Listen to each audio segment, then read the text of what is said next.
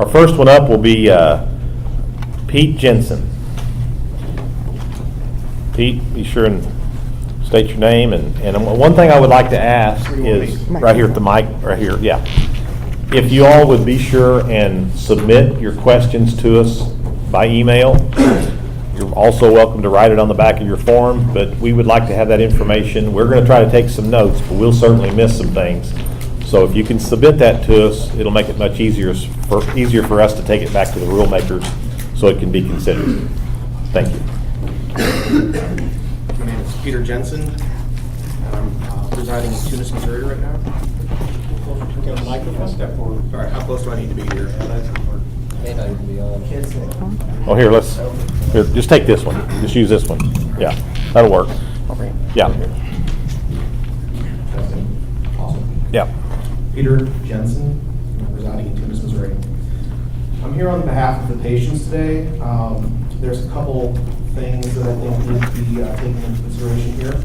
Number one, job protection for medical marijuana patients. There's a lot of industry testing, and anyone who wants to do any sort of DOT work, there's federal testing, urine testing that is required for that sort of work. And I think that anyone who is a medical marijuana patient in this state should not suffer in their work because of their use. Likewise, we need to make sure that we're protecting families, that a substance that they might have in their house isn't an excuse for families to be torn apart or something through law enforcement, legal things. Second thing, constitutional firearms protections. Currently, in order to get a gun in the state of Missouri, you have to fill out Form 2. They say that you are testifying that you are not consuming any drugs or substances like that. And basically, I'm concerned that people who already own guns or people who may want to get a gun to defend their home, to defend their family, through the result of being on a list as a medical marijuana patient, might lose that right in the state. And I think that's a protection that we need to look out for, shall not be infringed. Moving on, I think that we need to make it important to, easy to find providers and insurance that are willing to do this. It can be difficult for some people in some states to find doctors that are willing to prescribe medical marijuana, and we need to make sure that it's an easy process for patients who are looking for medicine.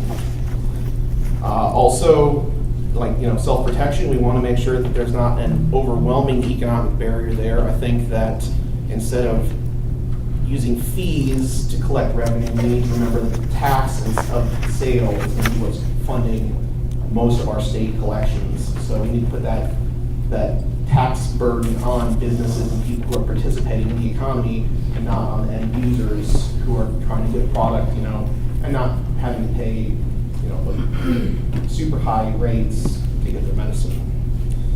And finally, I just want to make sure that we're not jailing people over a substance that we're collecting tax on, that people are making money on in sales. Like, if this is something that the state is going to be profiting off of, we need to be making sure that we're not putting people behind bars for using these systems, whether or not they've gone through the legal process or not. We need to be treating this as a medicine at all levels. Thank you.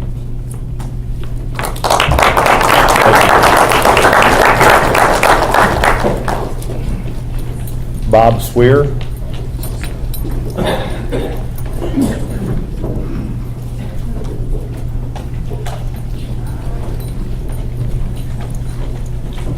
Yeah, hi.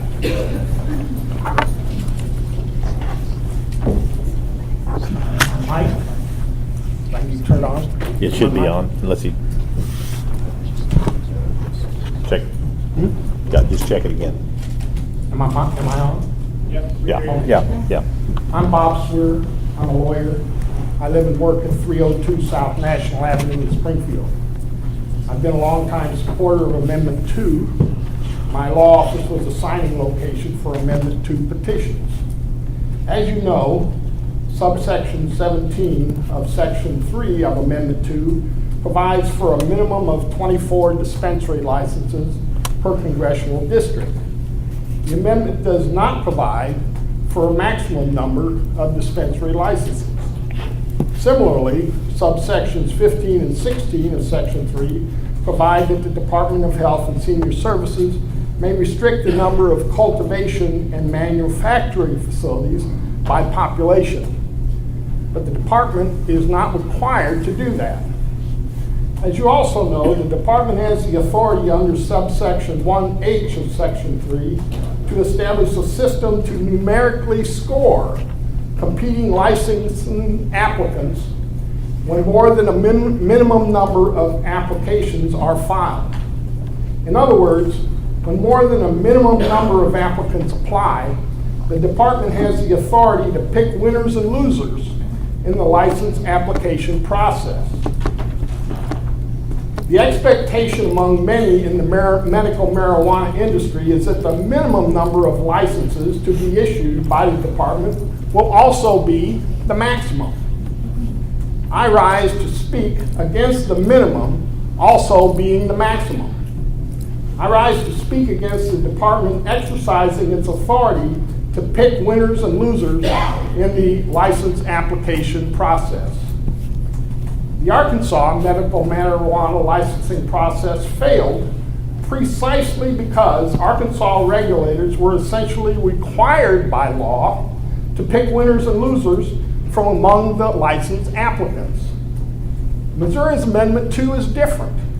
Under Amendment 2, the department can choose to pick winners and losers, but it is not required to do that. Missourians believe in free enterprise. Missourians believe that the marketplace, not the regulators, should choose the winners and losers. I would suggest that the department adopt the same philosophy, in regulating medical marijuana. Anyone who graduates from law school, passes the bar, pays the fees, and takes the oath can try to practice law in Missouri. In Missouri, there is no limit on the number of lawyers allowed to practice. In Missouri, the marketplace determines whether or not a lawyer will be able to make a living practicing law. The Missouri Supreme Court establishes the rules of the road for lawyers, and then the Office of the Chief Disciplinary Counsel enforces those rules by prosecuting those lawyers who don't stay on the traveled portion of the roadway. I suggest that the Department of Health adopt the same philosophy in regulating the medical marijuana marketplace. Instead of exercising its authority to pick winners and losers by limiting the number of licenses, I would suggest that we just adopt the regulatory minimums required by Amendment 2. See the tracking sales, product safety regulations, majority Missouri ownership, and restrictions on the involvement of felons. Then let everyone who pays the fees and meets the minimum licensing requirements have a license. Let the medical marijuana marketplace determine who the winners and losers are. If we do that, Missouri will succeed where Arkansas failed. Thank you for listening.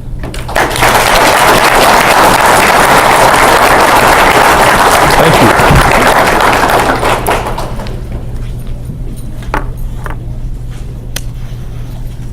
The next speaker will be Trish Bertrand.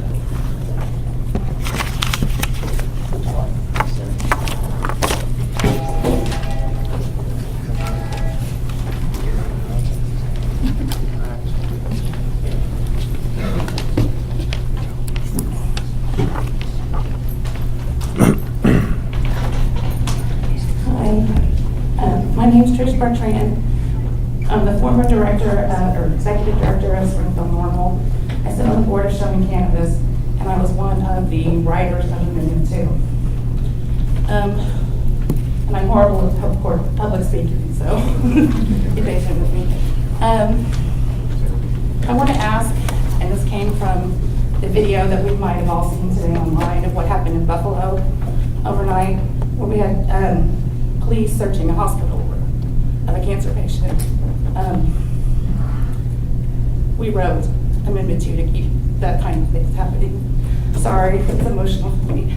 I would ask that if you guys can be quicker than what Amendment 2 allows for on the deadline, especially with patient access, that you guys do that so that we don't have any more incidents like we saw in Bolivar yesterday.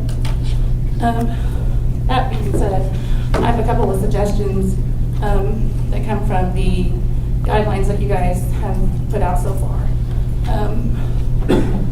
Completely move away from felony disenfranchisement or patient cards.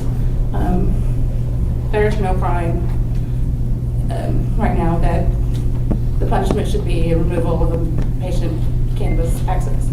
We wrote it so that people in Missouri have safe, accessible access to cannabis, and to use that as a punishment for any crime is not in the spirit of the amendment.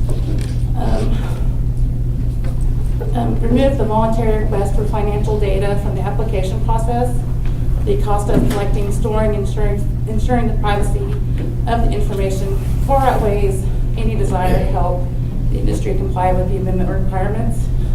Patient privacy should be the first, and then take care of everybody else's wants and needs in the process. Work a little bit harder on ensuring that in the card application process, you're not causing an undue burden to patients, especially those with special need children.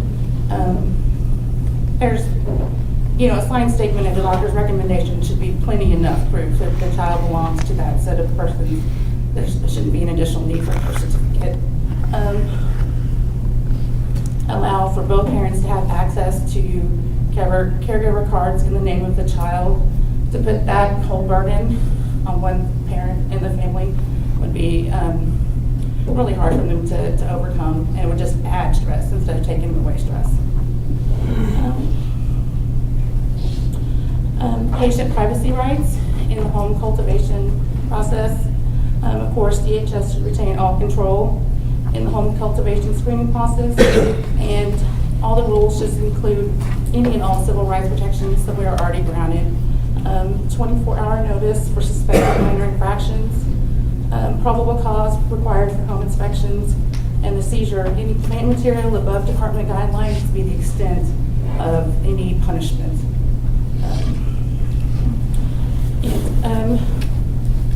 I've talked to numerous patients in other states as part of my 8 years of cannabis law reform activism. We specified 6 flowering plants, and we left the vegetation count up. I personally believe it should be 12 in vegetation of the 6 flowering plants, just because plants die. Sometimes you get male plants. There's a whole lot of, I don't have a green thumb.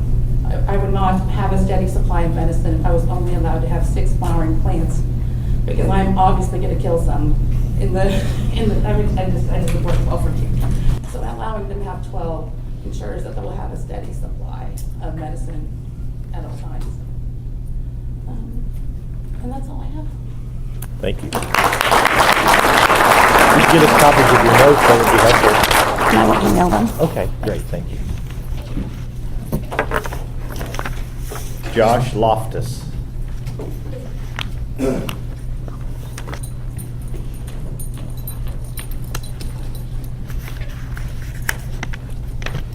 After Josh will be Ann.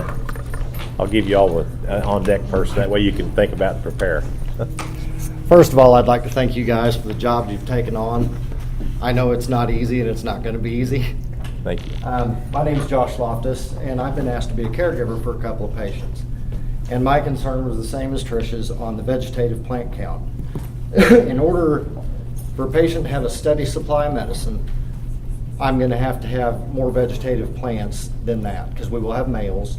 There will be mutated plants that get thrown away, and that's going to put the plant count off. And if we are a year out from dispensaries opening, those patients aren't going to have an option except the black market. We all fought real hard to squash the black market in Missouri, and we want to make sure that it stays that way. Another question is, I know some older patients who would like to grow outdoors organically under the sun. And if there's a way we could get a provision for that, a privacy fence, an enclosed chain link fence or something. But I think patients should have the right to be able to grow an outdoor product under the sun as God intended it. And that is about all I have. Okay, thank you. Thank you, guys. After Ann, we'll have Mark Sullinger. Hey, thank you. Uh-huh. I wanted to talk a little bit about the possibility for co-op cultivation for patients and caregivers, where folks can have their plants secured in an area that only the patient and caregiver have access to, but that patients and caregivers can have their plants growing in the same space in a secure location. That would look like a community garden that we have now, that whether it could be greenhouses lined up or outdoor garden space like Josh was talking about. It would save the cost for the patients.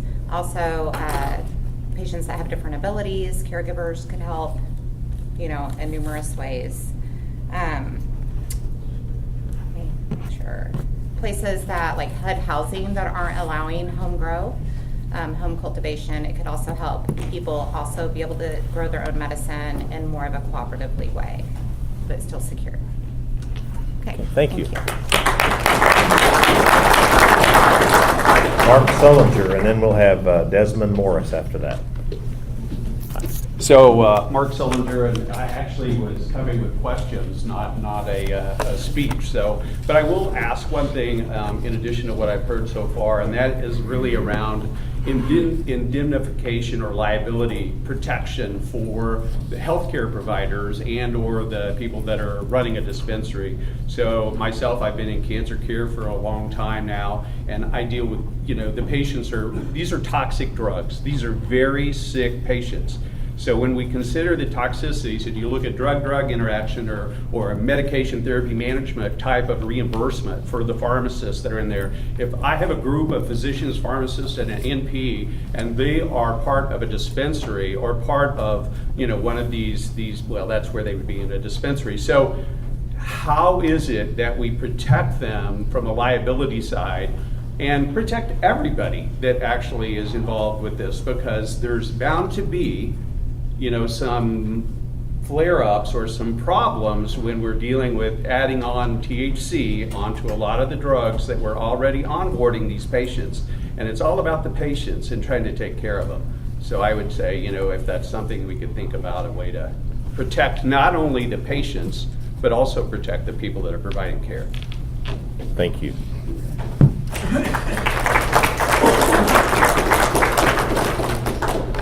Desmond Morris, and then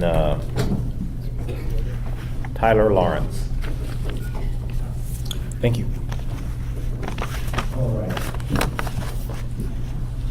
Thank you, Mr. Fraker, Cheryl, and the department for holding these open forums and giving the public the ability to express their desires for the rules and regulations of medical cannabis.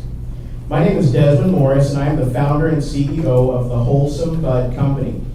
We are a team of local professionals looking to provide safe, consistent, high-quality cannabis-infused products from cultivation to dispensary right here in Springfield. Our goal is to become Missouri's most trusted source for medical cannabis. Missouri and Springfield is my home. I love the air, I love the hills, I love the people, and I even love the back and forth weather. I spent my childhood in the halls of Disley Elementary School, Pleasant View Middle School, and Hillcrest High School right here in Springfield. I received a biology degree from Missouri State and even took prereq courses right here in OTC. I met my lovely wife Diana in the Starbucks right there off Campbell and Sunshine. And Springfield is where we raise our two young daughters, Olivia and Sabrina, ages 3 and 1. This is a very exciting time. The economic benefits to our state and local community are unprecedented. Never has a product of this scale has gone from being illegal to legal. To paraphrase the famous quote, we were born too late to explore Earth, born too early to explore space, but we were born in just the right time to get into the cannabis industry. But we don't take this responsibility lightly. We must exercise prudence. We must walk with discretion and put ourselves as industry members in the shoes of those who have concerns about this product. That's why we've had representation at every public forum: Jeff City, St. Louis, Kansas City, Poplar Bluff, and here in Springfield. We are listening intently to concerns, questions, and desires regarding the rollout of this new industry. That's why we've joined the American Medical Marijuana Physicians Association, Green Culture ED, the Society of Cannabis Clinicians, the Missouri Cannabis Trade Association, the Missouri Cannabis Industry Association, and other groups concerned with the proper advancement of this industry. While we are working with the good folks at the Springfield Police Department, the Christian County Sheriff's Department, and other public safety groups across the state developing community strategies based on education and information. Patient access and the safety and security of our children and community at large are of extreme importance to me and everyone on our team. As a member of the industry, I want my children to grow up in a community where they feel safe and can achieve their full potential. Therefore, I have come up with a series of suggestions to the department if they will accept. Data-driven regulation. Use data and statistical analysis rather than fear to guide regulation. Examples in Nevada have shown us that where dispensaries are located, there is increased security at those locations due to all the cameras and security staff.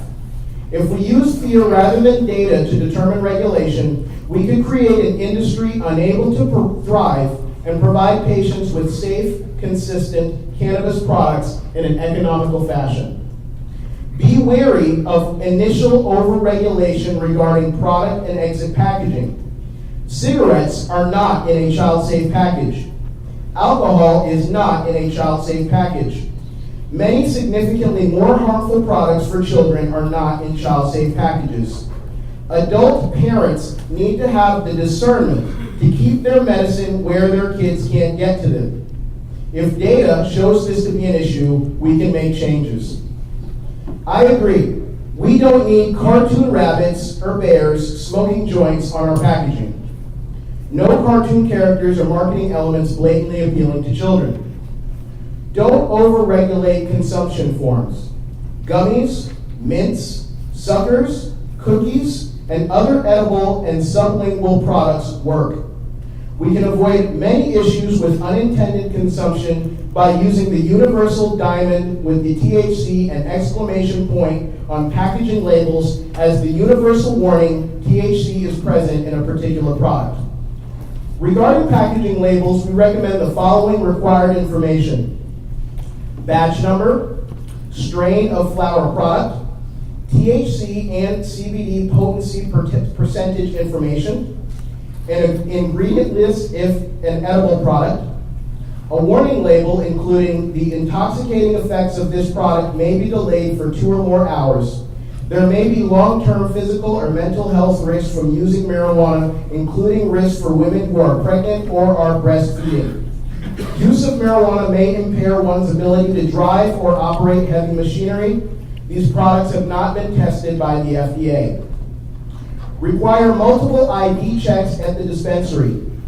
I imagine a dispensary experience where the patient's acceptable ID, like a driver's license or a passport, is checked along with their patient card when entering the dispensary with the receptionist, again while dealing with the wellness agent, and again at checkout with the bud tender.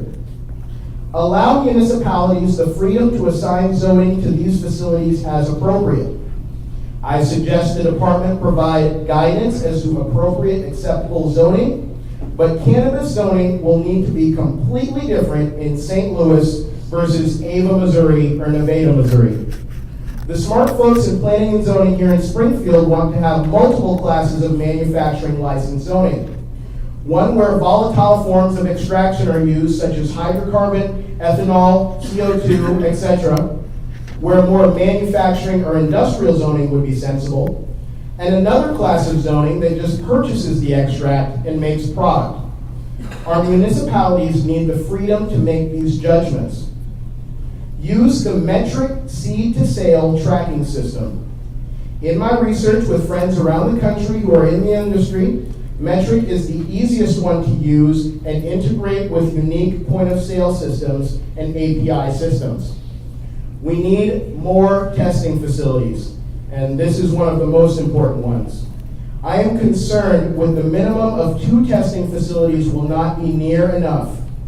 I understand there will likely be more than 2, but I fear with only 2 announced, it will steer qualified applicants away from pursuing a testing facility license.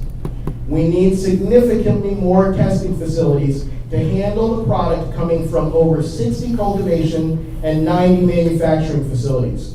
I propose a minimum of 20 testing facilities. Guidance on geographical distribution for cultivation and manufacturing facilities. We have an idea about dispensaries based on congressional district, but we have no idea how they're going to distribute the cultivation and manufacturing facilities. Some guidance on that.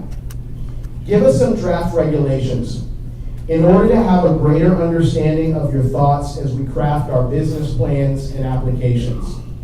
This is a massive human, time, and financial capital effort that goes into developing these businesses, and the more that we know, the better that we can be. Again, Mr. Fraker and everyone at the Department of Health and Senior Services, we are so thankful for you giving us opportunity to contribute to the rulemaking process. Thank you.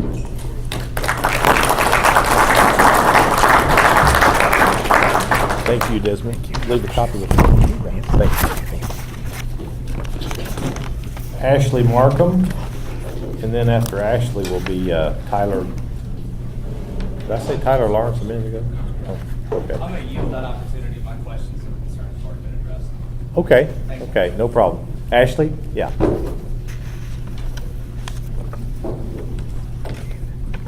Then after Ashley will be David Brudsky.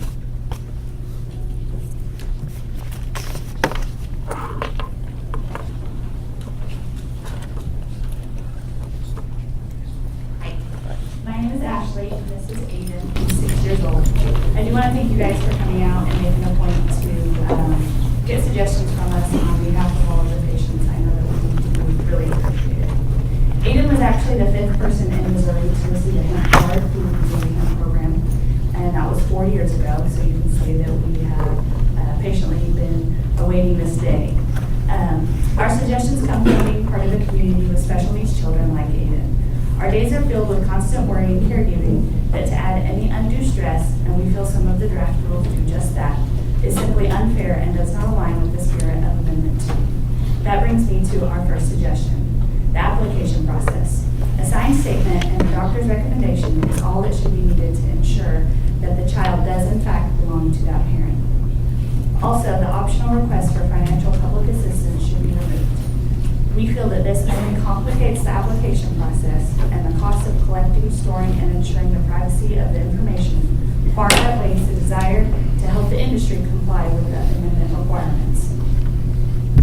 Another suggestion we have is to allow both parents to hold primary caregiver cards. This is not 2 cultivation cards. This is 2 caregiver cards to be able to access, possess, and administer the child's medication. Aiden's dad should be allowed to possess and administer his medicine just like I would. Say a family emergency arises, we have family several states away, and I would be gone for an extended period of time. Aiden should not have to go without his medicine just because another parent cannot administer that medicine. Also in the draft rules it says only parents and guardians can be cultivators for said child, and this simply is not feasible for a lot of families. Families with children on hospice should not have to worry about cultivating their children's medication. Likewise, said families may not be able to afford medicine from the dispensary. So my suggestion and rather plea on this one is that you allow other qualified caregivers to cultivate medicine for these children. Lastly, we feel the Department of Health and Senior Services should retain all control of home cultivation screening process, and the rule should include civil rights protections, especially for families with severely ill patients. 24-hour notice for suspected minor infractions, probable cause for home inspections, and the seizure of any plant material above the department guidelines should be the extent of the punishment. Thank you. Thank you.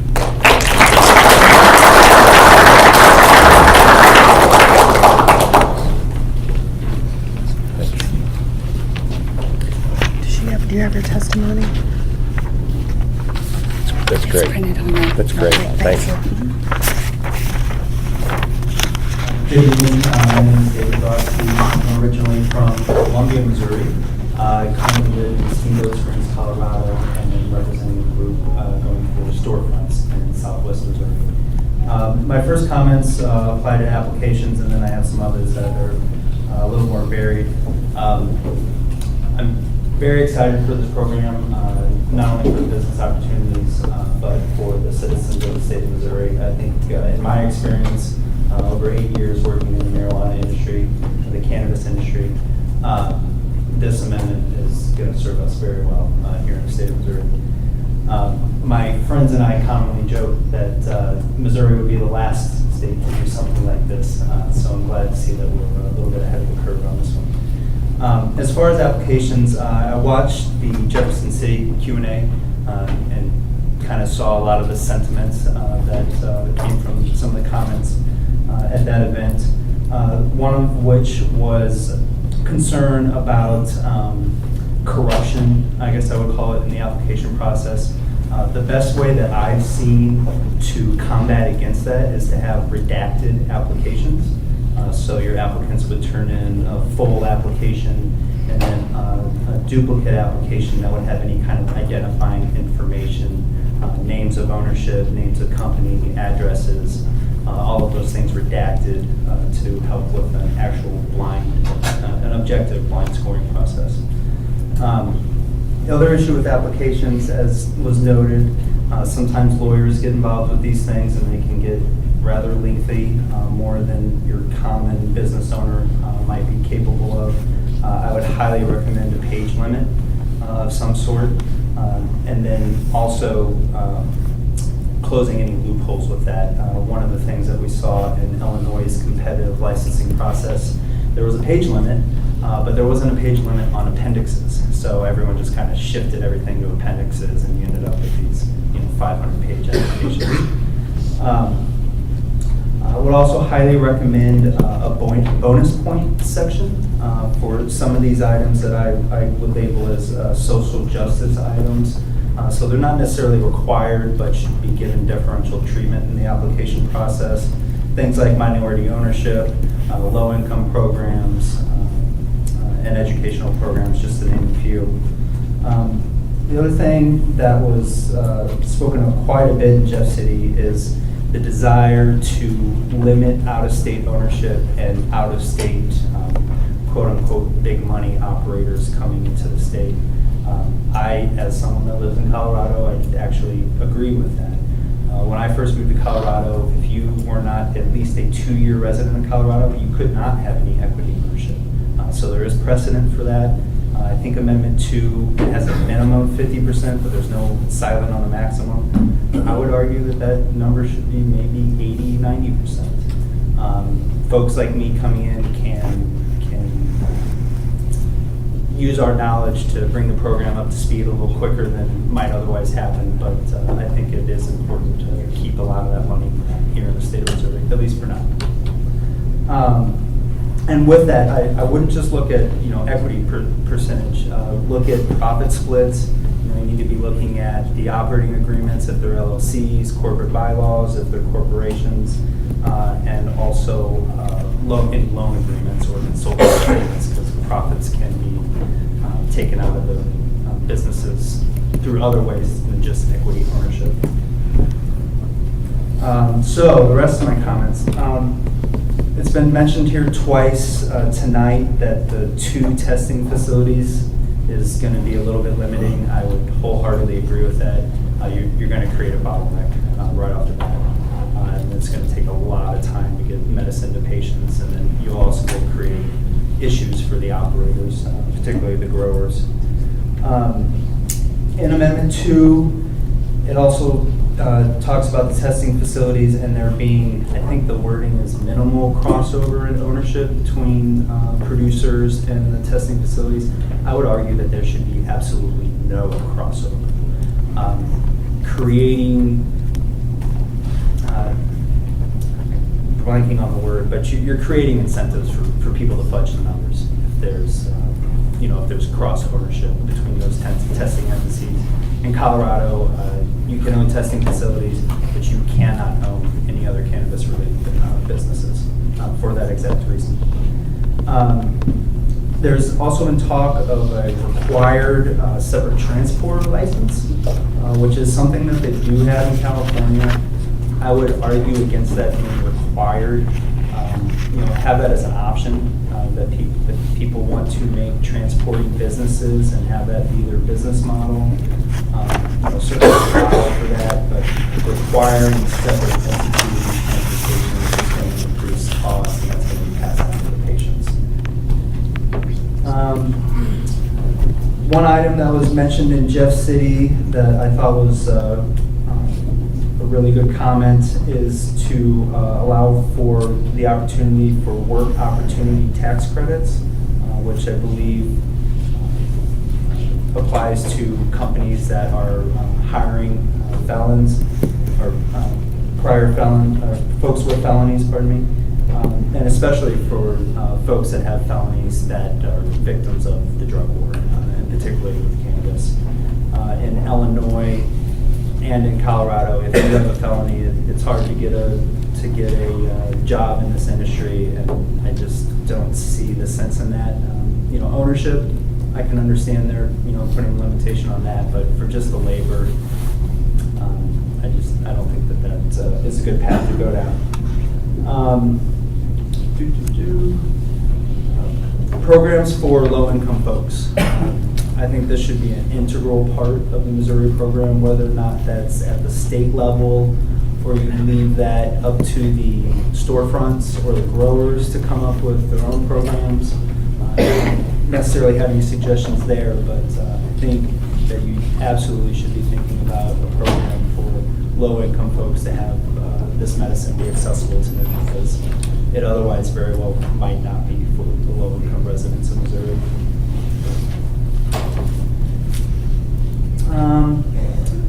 In terms of stocking the industry with genetics, there's kind of a gray area there.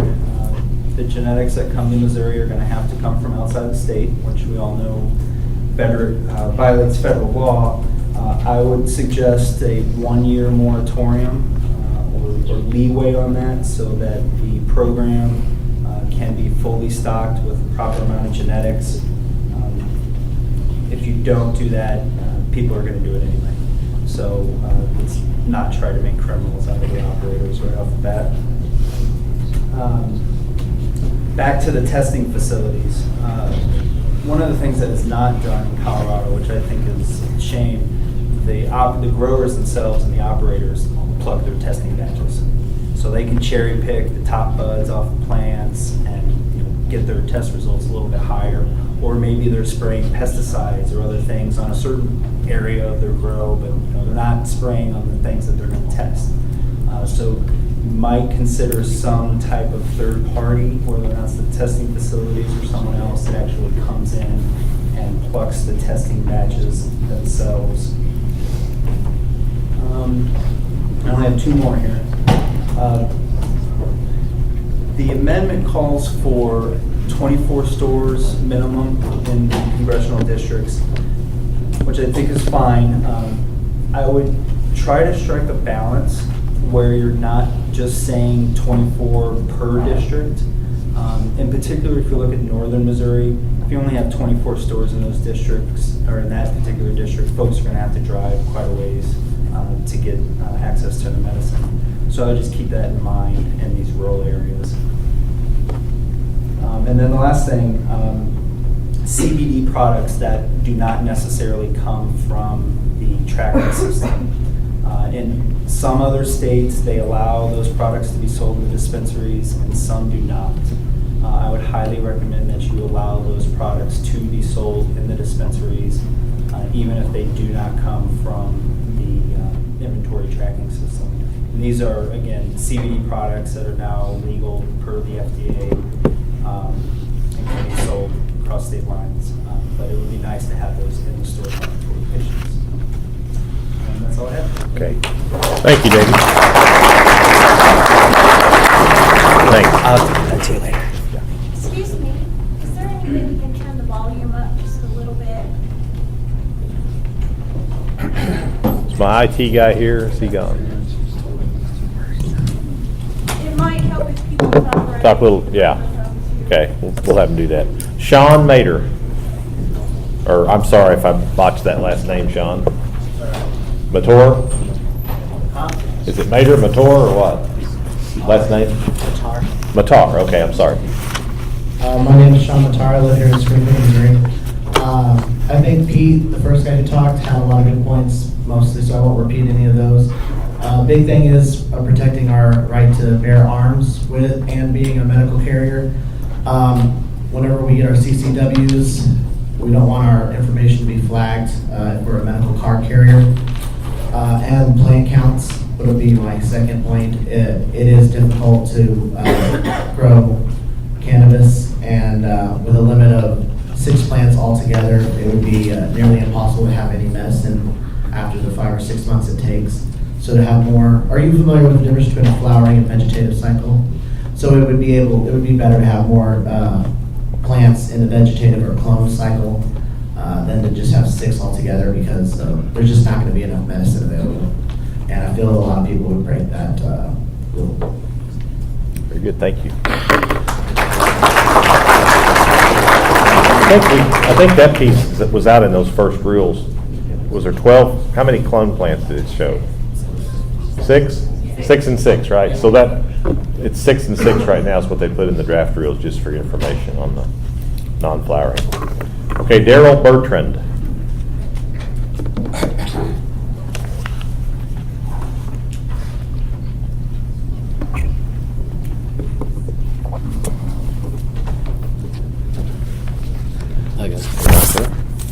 So I forgot my readers. Of course. Perfect. I'm going to do my best to get right through this, guys. I appear before you this evening to urge you to carefully consider the merits and the pitfalls of retaining full responsibility for the scoring of applications for medical cannabis dispensaries and cultivation facilities here in Missouri. As is well known, the money involved in the application process is staggering. The expertise necessary to truly evaluate the applications is highly specialized. The expectations of applicants are unrealistically high. Every decision you make will be endlessly scrutinized and potentially fodder for rounds of costly lawsuits and other administrative actions. This isn't conjecture or pearl clutching. These are the actual risks and potential outcomes based on first-hand observations in Arkansas's medical cannabis program. In short, there are simply too many downsides in being unprepared and unqualified. I strongly urge you to make absolutely certain that this agency is fully qualified for this process.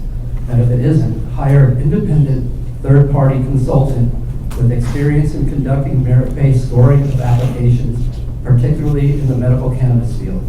Here are some things you need to carefully consider. As you know, the application process under a system like this one is contemplated by Amendment 2, a system of limited licenses, and innately competitive. And because it is competitive, a diverse collection of individuals with a diverse array of skills and experience and resources will be putting together links for the purpose of submitting the best applications they are able to craft.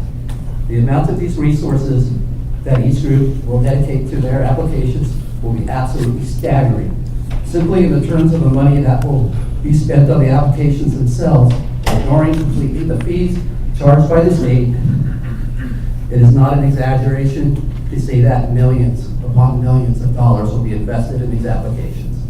And each group will be all in, so to speak. These dedications of time, effort, and money carries with it the expectation that the applications will be evaluated with the same level of care, expertise, and appreciation of the issues. The applicants are cannabis experts. The expectation is that they be evaluated by cannabis experts. Of course, the mic goes out.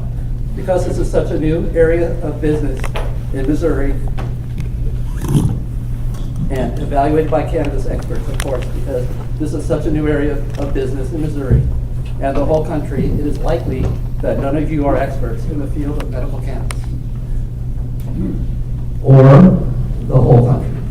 It is likely, operation of a dispensary or cultivation facility. Similarly, it is very likely that none of you have the education or experiential background to create a whole cloth, a system of evaluating these educational experiences. Sorry, guys, I gotta start this again. Similarly, it is very likely that none of you have the educational or experiential background to create from whole cloth a system of evaluating these applications on an apples-to-apples, merit-based, mathematically defensible basis.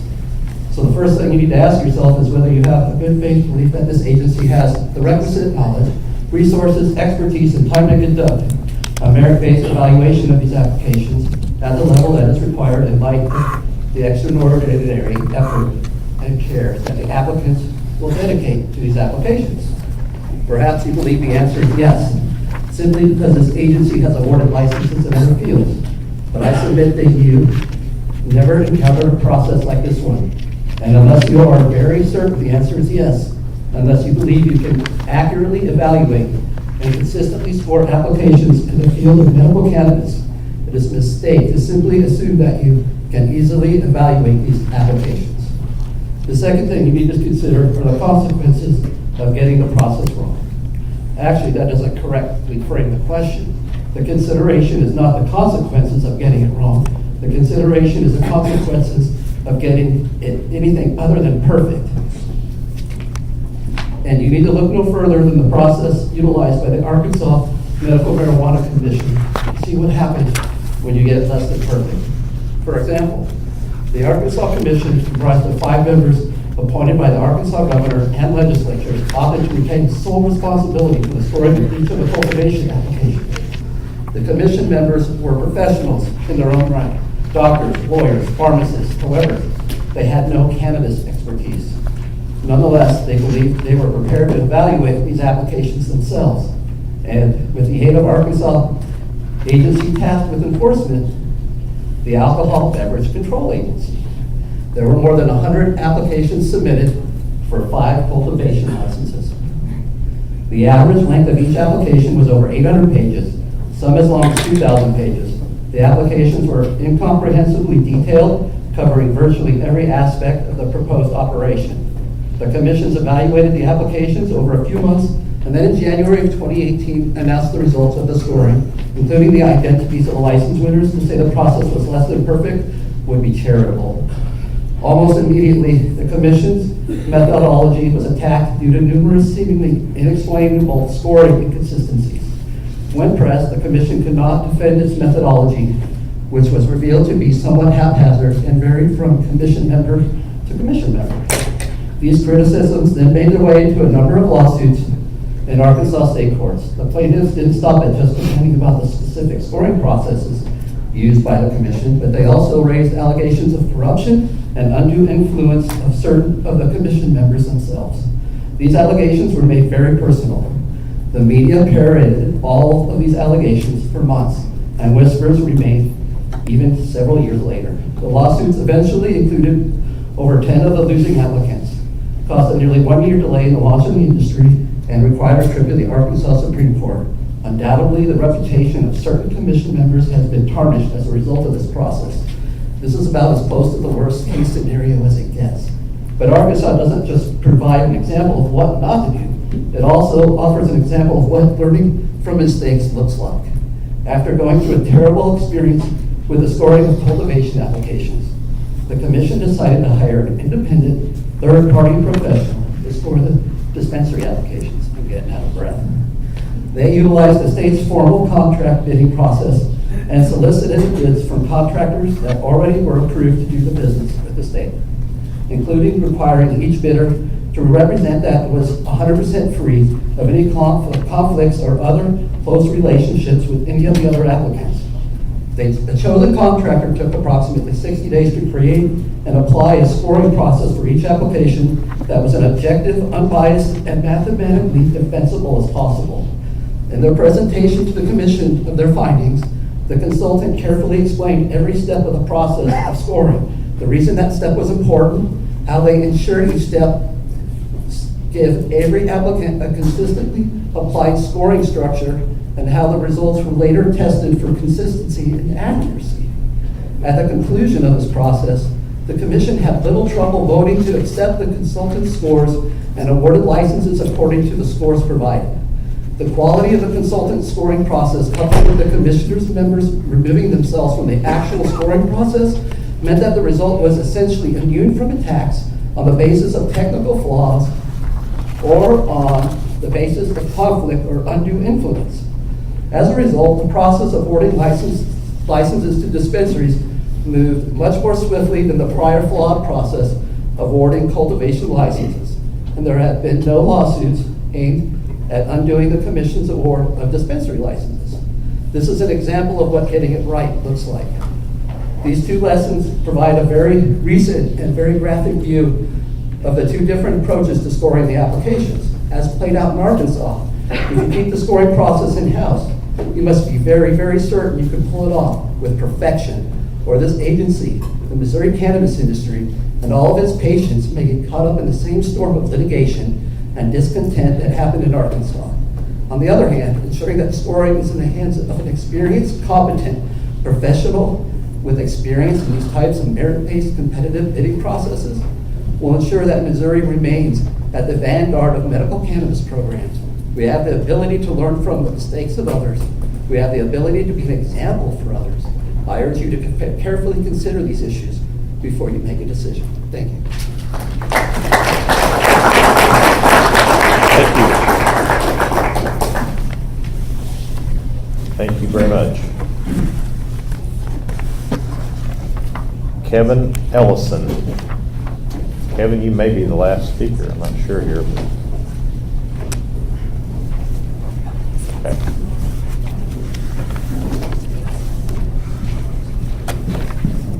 I guess that means I can talk for 2 hours. My name is Kevin Ellison. My company is CSC Solutions. We provide security and technology solutions. So mine are very specific to that. So first, on the technology side, request that identify the seed to sale program soon.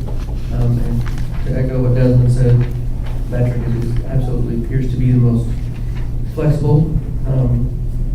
Also request that in the regulations that there's guidance in terms of HIPAA, specifically anywhere that it's applicable. On the security side, for the security regulations, I ask that you please focus equally on protecting the employees, the customers, and the cannabis, all three. Also, in regards to security regulations, ask that they be focused on what needs to be protected rather than how.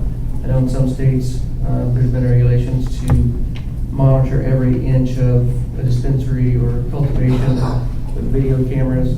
And the problem is by the time you put 150 or 160 video cameras in a location, it makes it difficult to put really good cameras where it matters.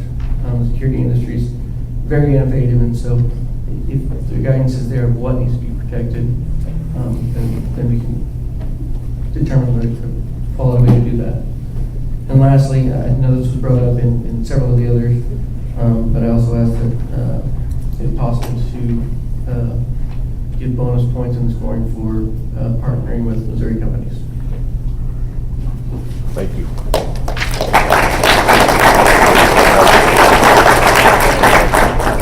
Okay, we have another one, Lance Johnston.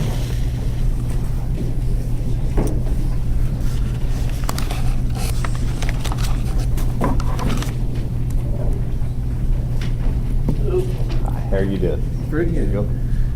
Hopefully. It should be ready to go. Yeah. All right. Hi, I don't know if this works. I'm Lance Johnson. I am the founder of CompanionMag.com. I'm not here to give an advertisement, though. I have a few things that I think is of great importance. One is homegrown concerns. I've heard a lot that really represented some factors, but here it goes. Hold your mic up. Hold your mic up. Our main concern is to not overregulate home grow or caregivers. Some states have the grow at home option, but not all of them are for the people. Nevada has a 25-mile rule. Adults 21 years and older can legally grow marijuana at home for personal consumption. but not if they're within 25 miles of a state licensed dispensary. And that's horrible. If something like that were to happen here, Missouri is very rural, that would completely destroy the option of health care for certain patients. We can't do that. Another thing to consider is, I know that we spoke last time at Jeff City about reciprocal rights, and I have to bring it up again because I feel that maybe you guys should reread that or find a new definition for it, because it's really important. If we have a cancer patient from, say, Colorado here in Missouri, they're going to get cancer treatment here in Missouri. It might not be cannabis, but they're going to get treated. States recognize states' rights in a lot of other situations. California, if you've got a medical card from another state, you're going to get medical treatment. And that doesn't matter if it's cannabis or they're, I don't know, anything. If they need cough syrup from the doctor, they're going to get it. But you can't cross the state line with medical marijuana medicine that's prescribed. That's not right. And we should be good enough to be able to step up and say that we're not going to acknowledge that. You know, just because somebody comes across the state line with their prescription, a state should recognize another state's rights for having a prescription.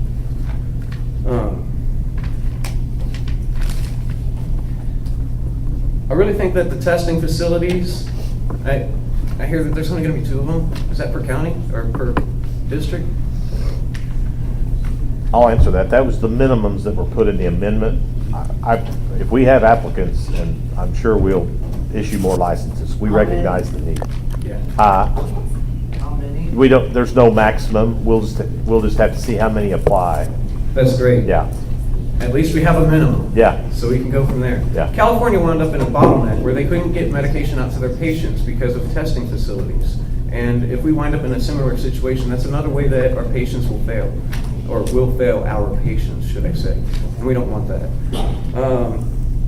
Looking at grow limits for our patients and caregivers, and also grow limits for our growers. We should take a look at those and throw it out the window. Because if you take a look at New Mexico, they had medical grow limits of 450 plants for your growers. It seems like a fair number. Well, not whenever they have to bump it up to 2,500. There shouldn't be a maximum. There should be a minimum.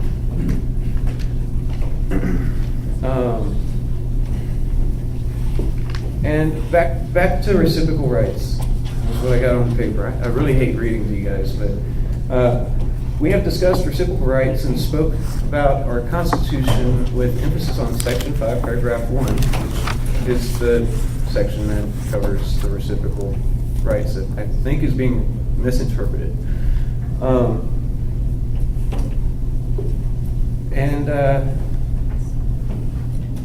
We've been informed that even though it sounds like it's reciprocal rights, it's not really. We have a suggestion for implementation of regulation that could afford people the opportunity of reciprocal rights. A possible way to earn revenue for the state at little or no annual cost, or on upkeep anyhow, allowing temporary emergency residency at low cost to out-of-state medical card holders, as well as expediting their Missouri medical application process, essentially allowing them to be Missouri medical patients for a limited access of time. We have a lot of patients in a lot of other states now who, without reciprocal rights, they can't come here with their medication, or they can't come here and get medication. That's a real problem. If we have a way that they can apply for a temporary residency because they're going to be here with their relatives and they have a place to medicate at, why can't we allow them access to our dispensaries under the proper terms? You now have a temporary medical marijuana card because you have a Colorado or whoever, you know. Plus, it's extra dollars in Missouri's pocket to help keep the gears rolling. And don't really have to do much to make that money. Guys, thank you for your time. Thank you.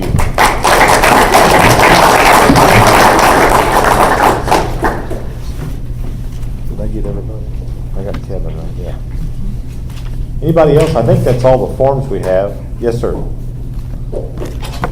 Sure, and fill out a form if you guys still want to come up. Why, grab a form from the back. Okay. Here's the form. All right, thank you. I wasn't planning on saying anything. I just wanted to kind of reinforce some stuff and some thoughts. I'm Adam Dunlap, by the way. Thank you guys for being here, by the way. I know that it's a bunch on you, and you probably get a million calls and questions. You didn't even have to be here, so I appreciate that. There's a lot of, so you have the state regulations, federal regulations, a very fluid situation, as I'm sure you're well aware of. And I would like to see, Missouri really be at the forefront of securing and enforcing our individual rights. They're writing laws as we speak at the federal level that could come in and change certain things, but a lot of times they don't enforce those over state lines right away. And so if we can kind of be at the forefront of it, that would be really nice, especially when it comes to like Second Amendment protection. I'd hate to have to forfeit one right in order to have another, even if it's a newly acquired legal right. I'm personally not worried about getting a medical card, but for the ones that do, they should still, have the ability and right to protect themselves and their families. When it comes to the license numbers, and someone touched on this, I don't remember who it was, but someone touched on this in regards to out-of-state money and things of that nature, which, that's just the nature of business in the free market. But with big money comes the availability for corruption. I mean, I would hesitate to even guess how many calls or emails you're getting from high-profile, high-powered people or people with a lot of money. I do know that you guys are handling it all in-house, which, I think helps kind of limit that. The free market has a way of working a lot of this stuff out. So when it comes to the license numbers, maybe not unlimited, but, and I'm sure it can change year to year. Is it able to kind of be a fluid situation, like if you see a need for more? Yeah. When it comes to the initial number and the point scoring system, if there's a way to kind of keep that as a blind study, not a blind study, but a blind scoring system, just any way to keep the corruption out, any way to keep just like big money coming in, because there's going to be hundreds and hundreds of millions of dollars coming in from existing growing operations all over the world, probably all over the world, but definitely all over the country, trying to get a piece of the business because it's a big business.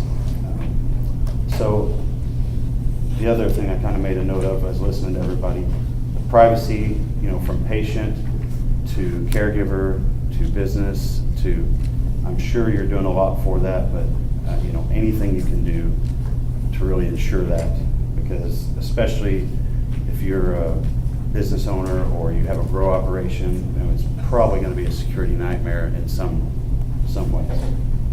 As far as the scoring system, which directly relates to how many licenses you're going to give out, things of that nature, it wouldn't be the worst idea to have bonus points for like a low-income availability strategy or a plan that, everything is so fluid right now. We don't even know what you guys are coming out with. You probably don't even know everything yet. So as that comes out, just to kind of keep in mind, I have no idea what your point scoring system is yet. I know some of the other states have, just little boxes to check and things of that nature, and I'm sure this will be no different, but obviously the whole idea here and the reason it passed by such a substantial margin of 65% is because people want to have access to the resources to heal themselves, either whether it be because they want it naturally or because some of the side effects of the other medicines. I mean, there's just a lot of bonuses there. So anything we can do when it comes down to the business plan, as far as low income availability, or just look at the strategy and the plans. I'm not going to give ours because I don't know if it's what everyone else would want to use, but anything you can do to kind of even that out, keep the big money corruption out. I mean, there's nothing like politics, and we'd like to keep as much of it out of it as possible. So Thank you very much.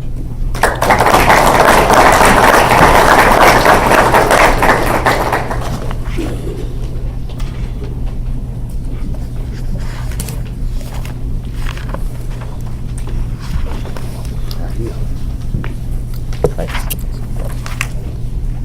Name and location? Did you get? Yeah, go ahead and state it if you don't mind. Yeah, my name is Matthew Overcast, and I'm with Show Me National Gardens. We're going to be a vertically integrated operation out of Avon, Missouri. I won't take a bunch of your time. I just wanted to throw a few quick things at you. One thing is to consider when it comes to caregiver and caregiver licenses is long-term care facilities. There should be some sort of thought process given to what does that look like in a long-term healthcare setting. Are we going to allow charge nurses, BSNs, to be non-cultivating caregivers for their patients? If I'm working out of state and I'm not in Missouri, but my loved one is living here in Avon or in Springfield, I can't grow for her. I'm in Colorado, I'm in Michigan, I'm wherever. There needs to be some thought given on how that's what it's going to look like and how we can make sure that those patients in long-term care get that treatment. They should be exempt from that because I can't be there. Also, whenever I was reading the patient caregiver rules, the drafts that came out, one of the things that kept on talking about, if you're going to grow at home, you need to have grow in a sealed or secure cultivation facility, and that was the verbiage that was used. I'm a disabled veteran, and I am on fixed income, but I'm also a law student. I'm better off than most of my comrades. So, if I'm bringing in $450 to $500 a month, I can afford fancy grow lights. I can afford a high electric bill. I could probably afford a secure fence, chain link fence. I could probably afford something to make it to where the others can't see it. But I wouldn't, as that person, you're doing them an injustice by making them have to be in a locked, closed facility. They should be able to benefit from the low production costs of outdoor growing. It's a hard job you guys got. I know as a Missourian, I am thankful and glad that we all passed this amendment. It's going to do a lot for Missouri. Take your time, make smart regulations, don't rush, but at the same time, as I used to say in the military, work with a sense of urgency because we've lost too many loved ones.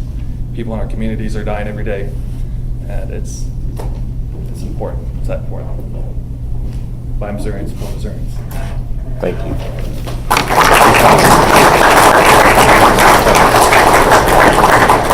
Comments. Thank you for your service. Any other veterans in the audience? Let's give them a big round of applause.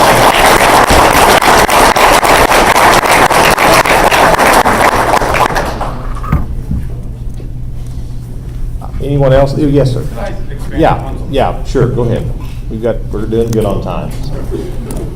You need me to restate my name or anything? Yeah, real quick. All right. Name again is Peter Jensen.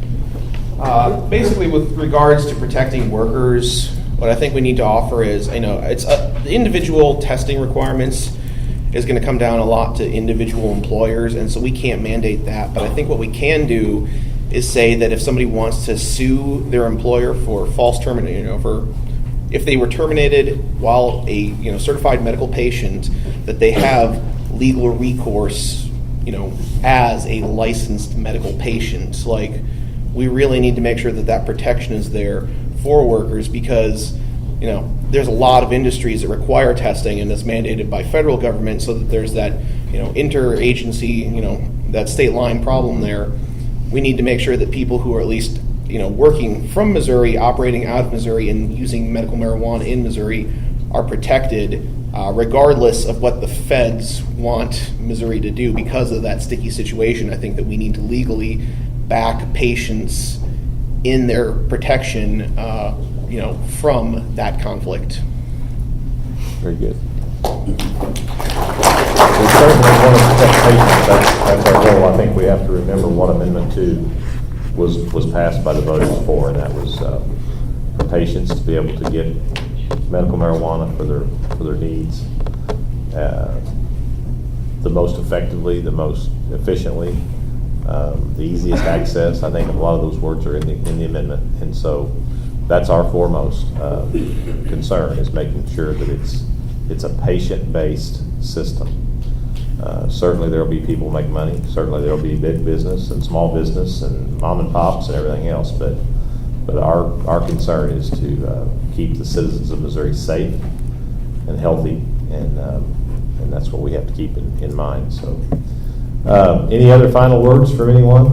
We'd really like to thank OTC. All of our community colleges in the state have been extremely helpful and willing to help us with these forums. It makes it so nice to have a facility in all these communities that the taxpayer pay for, so it doesn't cost us anything. They're easily accessible and really nice facilities. So we want to thank the colleges, universities for that. I want to thank Cheryl. I want to thank the other team members that have been at some of the other forums. It's been a great experience, and I've learned a lot. And thanks to many of you all, we'll continue to learn even more. And I guess the one thing I want you all to remember is we want to do this right, and we want